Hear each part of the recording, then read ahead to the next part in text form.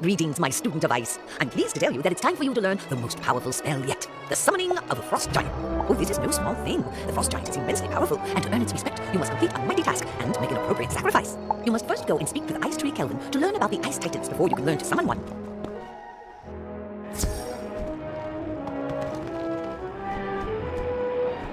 So, you want to learn more about the Ice Titans, one of the three great races of the Spiral. Before there was such a thing as time, Titans, Ice, Fire, and Storm fought bitterly, each unable to get the upper hand. Bartleby, the World Tree, and Grandmother Raven sought to calm the Spiral before it was destroyed. Through song, chant, and spell, they lulled the Titans into a slumber that has lasted all this time. Though most Titans still slumber, a few are awake and active in the Spiral. The Titans of Ice will aid those who show them respect. They dwell in a world of ice called Grizzleheim, linked to the Spiral by a mystic bridge.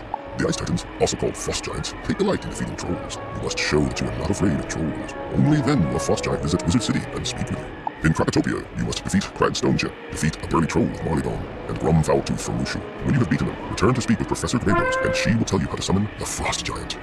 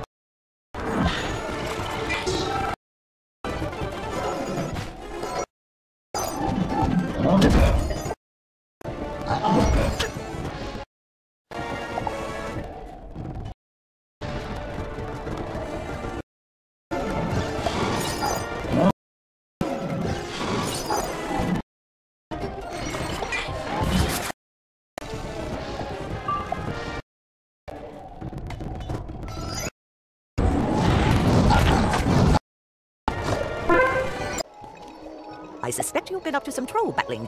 While I don't condone violence for its own sake, it is a useful means of getting the Frost Giants to acknowledge your dedication to the School of Ice. The Frost Giants will surely listen to you now when you address them, but you'll still need to make them a suitable offering to summon the Rainbow Bridge. To bring it to Wizard City, you must create a tool to summon them, a Horn of Eternal Winter. I will help you with the first part, gathering the raw materials. First, you need to get some pure loam from Lady Oriel in Unicorn Way's Hedge Maze. Though she's no friend to the Frost Giants, she should be willing to give you some. The next thing you'll need is a handful of Everfrost ice fragments from Colossus Boulevard. Castle Ironhelm likely has some he can spare you. They're no use to him. Return here when you fetch those things, and I'll tell you what to do next. Greetings, young wizard. My, you've matured so much since I first met you in the early days of your arrival in Wizard City. You've come for pure loam? I can only imagine that it's for crafting a ceremonial instrument, like a horn of eternal winter. Very well. Though I have my reservations about the summoning of frost giants to this part of the spiral, I will bow to your wishes and give you what you need. Lady Oriole gives you a small bag of clay.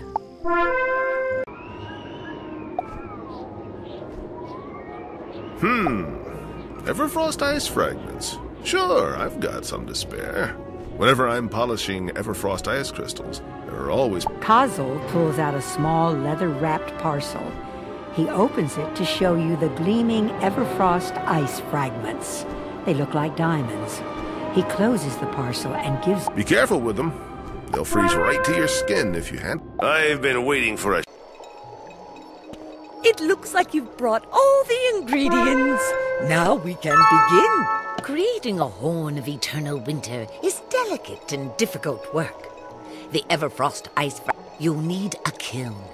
Use the flame kiln in Emil Flameright's ring shop in the Athenium and Dragonspire. Here, let me show you how to make... Professor Greyrose instructs you in the technique of making the Horn of Eternal Winter out of pure loam and Everfrost ice fragments. When you've finished making the Horn of Eternal Winter, return here to me, and I'll lay the final enchantment upon it.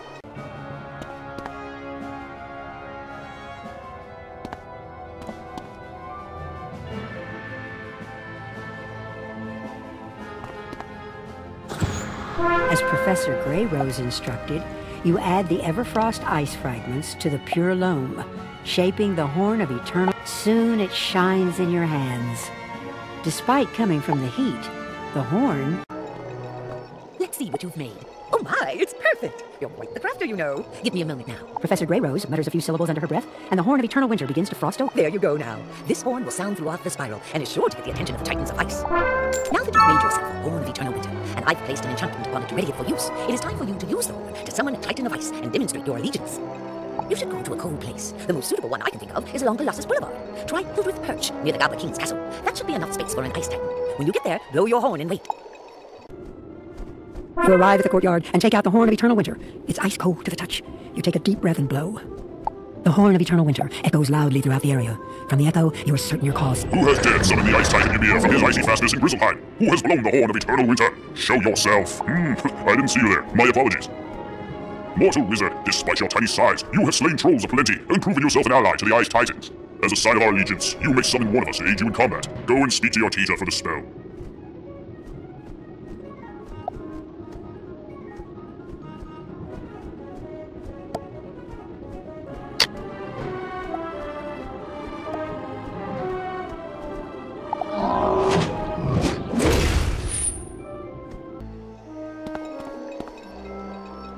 I see you've returned unscathed, so I can only assume things went well.